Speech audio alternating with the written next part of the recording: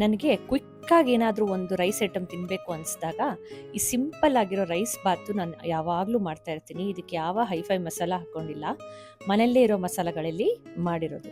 ಪಾತ್ರೆಲಿ ಒಂಚೂರು ಎಣ್ಣೆ ಹಾಕ್ಕೊಂಡು ಪಲಾವ್ ಮಸಾಲ, ಚಕ್ಕೆ ಲವಂಗ ಏಲಕ್ಕಿ ಎಲ್ಲ ಹಾಕ್ಕೊಂಡು ಶುಂಠಿ ಬೆಳ್ಳುಳ್ಳಿ ಹಾಕ್ಕೊಂಡು ಒಂದು ಈರುಳ್ಳಿ ಫಸ್ಟ್ ಫ್ರೈ ಮಾಡಿಕೊಂಡೆ.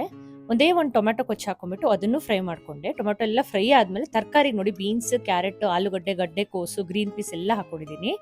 ಅದನ್ನು ಒಂದು ಸ್ವಲ್ಪ ಫ್ರೈ ಮಾಡಿಕೊಂಡು ಸ್ವಲ್ಪ ಪುದೀನ ಸೊಪ್ಪು, ಕೊತ್ತಂಬರಿ ಸೊಪ್ಪನ್ನು ಹಾಕೊಂಡ್ಬಿಟ್ಟು ಅದನ್ನು ಚಂದ ಮಾಡಿ ಎಣ್ಣೆಯಲ್ಲಿ ಫ್ರೈ ಮಾಡ್ಕೊಂತೆ. ಆಮೇಲೆ ನಾನು 1 ಕಪ್ ಅಕ್ಕಿ, ನಾನಿಲ್ಲಿ ಬುಲೆಟ್ ರೈಸ್ ತೊಗೊಂಡಿದ್ದೀನಿ, ಅಕ್ಕಿನ ತೊಳೆದು ಹಾಕ್ಬಿಟ್ಟು ಉಪ್ಪು, ಮಸಾಲೆಗೆ ಖಾರದ ಪುಡಿ, ಚೂರು ಗರಂ ಮಸಾಲ, ಚೂರು ಧನಿಯಾ ಪುಡಿ, ಚೂರು ಅರಸಿನ ಪುಡಿ ಅಷ್ಟೇ.